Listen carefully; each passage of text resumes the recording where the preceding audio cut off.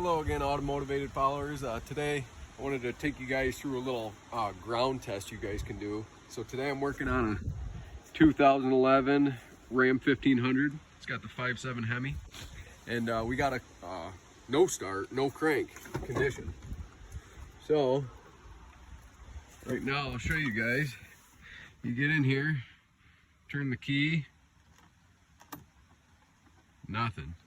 You can hear clicking a little bit, but nothing, not even a starter solenoid click or anything. So I noticed it's getting a little bit rusty, so I wanted to check some grounds, and I'm gonna bring you guys along to show you guys how to check grounds too. So we'll put our multimeter on volts, DC, and then so you got your two leads, right? Take one of your leads, stick it to a ground that you know is good, battery ground preferably. I guess we'll go right there. And then so we'll see if the block's grounded right now. So I'm on the block ground, and as you can see, there's no voltage drop right now. What we're going to be looking for is voltage drop. So when there's a point of high resistance anywhere in the circuit, you'll have a difference of potential in voltage. So say you got a corroded spot on the ground, one side of that corroded spot will actually show 12 volts or whatever voltage depending on how bad the resistance is, and then the other side will be your battery ground. So we're going to isolate where bad grounds are in this test, but you got to test it under load too. That's one of the main things. So while we have these connections set up like this, we're going to have to crank the vehicle over and see if we do have a voltage drop between this point and that point there. Pretty much a difference in potential of voltage. So it's kind of like a choke point. If you figure, if you squeeze like a garden hose, one side of that garden hose squeeze will have water pressure, the other side will have no pressure.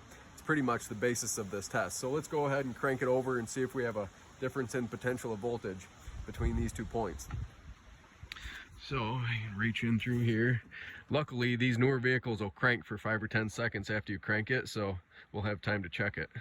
All right, so we cranked it. Right now we have no difference of potential between these 2 points while it's cranking.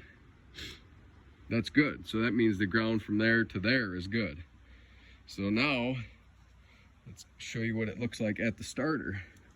So right now I have these jumper cables, as you can see, and you follow it down through here, and then I have this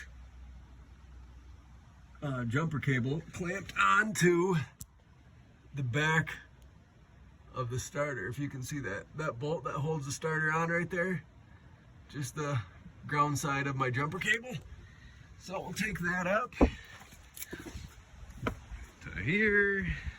So this is my jumper cable that's going right down to the starter bolt. Let's take one side of this, the other side still, it's a battery ground. Then we're going to clip this onto my jumper cable here. Oh, this is a very good connection. I know, my jumper cables have probably seen better days. Let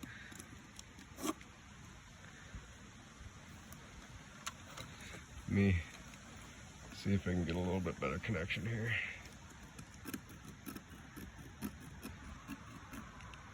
Nope. At least it'll serve our purpose here. So so right there you can see, without even putting a load on it, we're getting 264-ish millivolts of difference in potential voltage. So let's go ahead and crank it and see what happens to that.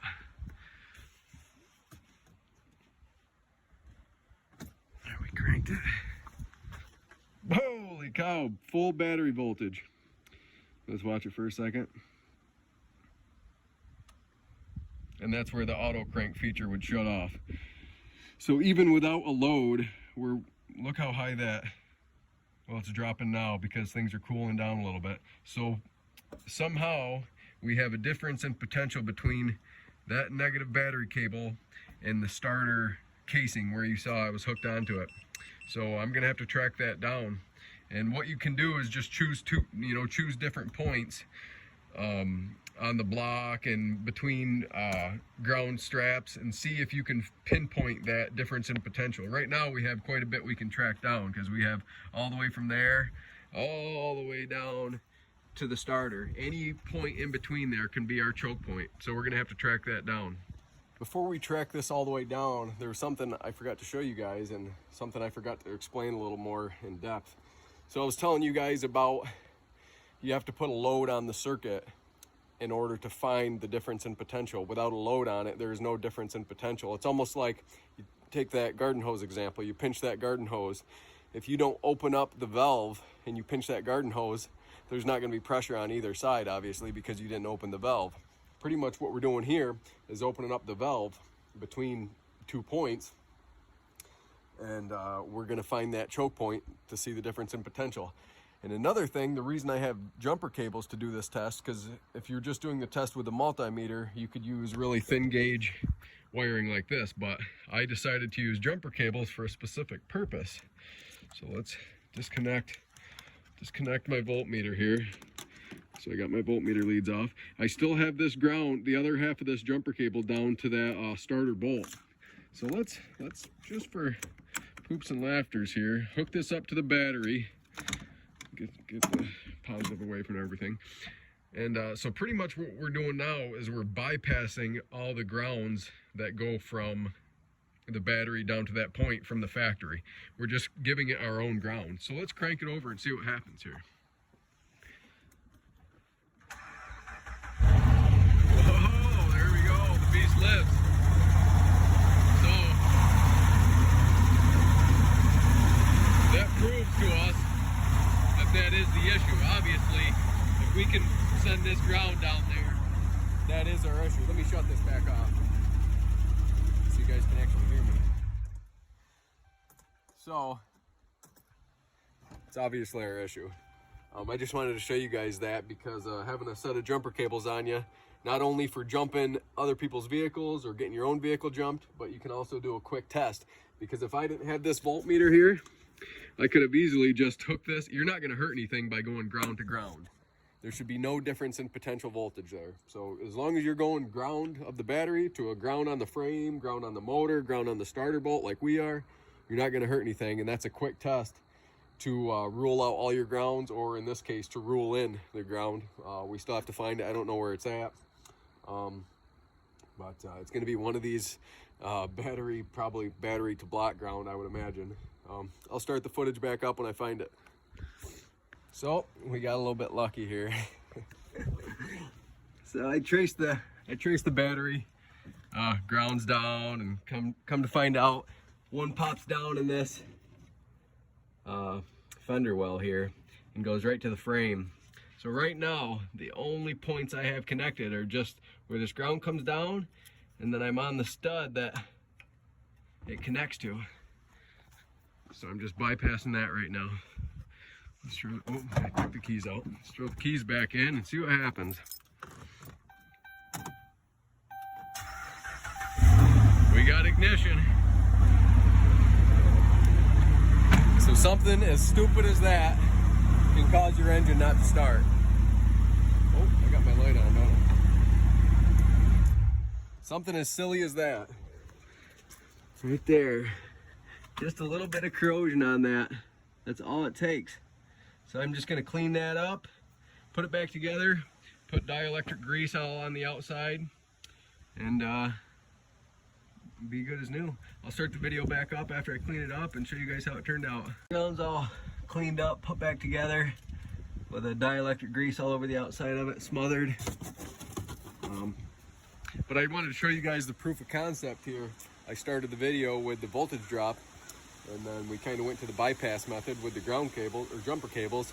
But I wanted to show you guys the after fix and how the voltage drop is supposed to look. So right now we got the negative still hooked up to the starter bolt there like we did in the beginning. The other side is to my positive lead, goes through my voltmeter back down to the battery. And right now we have that same 250 some millivolts. So it's less than a half a volt, which I guess I'm all right with it. Still seems a little bit high to me, but let's crank it over. Sorry, you guys are, well, I don't know how well this is gonna work, but I don't know if you guys can really see that very well. Might just have to see it upside down, I suppose. Anyways, you guys will get the gist. So I'm gonna crank it over. We're still at the 250 millivolts. Crank it over. So there's in the on position. It moved, changed a little bit. So we had what, 200 and something millivolts of voltage drop. That's acceptable to me. Less than a half a volt on startup with a starter motor that's drawing, I don't know, at least probably 60 amps, I'd imagine, for this big of a motor. So there's the fix. Customer's gonna be happy. The guy had 2 vehicles that wouldn't start. Now both of them in one day. We got the other one started. That was just a loose harness connector that went to the high pressure fuel pump. And then this one's a bad ground. So these newer vehicles and even older vehicles too, electrical connections are super important. If you think about it, everything's electrical. Your spark plugs, your starter, all your controls, everything's electrical. So there's a little trick you guys can learn, the voltage drop trick. And if you don't have a voltmeter with you, you have jumper cables, you can do a similar check, only with the starter system though.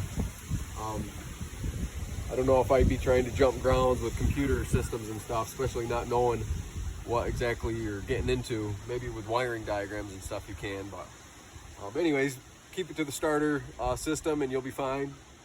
And we got another happy customer. Thanks for following, guys. Till next time.